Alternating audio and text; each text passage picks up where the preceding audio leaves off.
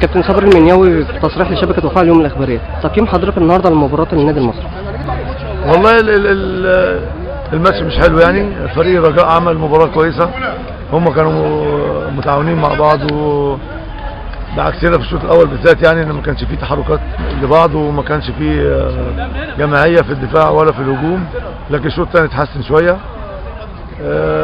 وانا مش قلقان برضه على الفريق، يعني خلي بالك بتبقى حاجات طبيعيه ان قبل الدوري بيحصل المستوى ما بيبقاش على ما يرام يعني. وان شاء الله انا عندي امل في ربنا سبحانه وتعالى وكلنا ثقه في الفريق ان هم ان شاء الله يعملوا ماتش كويس ان شاء الله. كابتن صبري اطمن جماهير النادي المصري على اداء النادي المصري في الدوري الممتاز. هو الدوري بيختلف، لازم تعرف كده، واحنا لعيبتنا الحمد لله عندنا لعيبه يعني عندهم خبرات وكده. والنهارده يعني يمكن يعني شوف اداء ايهاب المصري النهارده احسن ماتش ليه النهارده مثلا. كريم على طول بسم الله ما شاء الله، كريم ذكري كويس جدا، واحمد شناوي.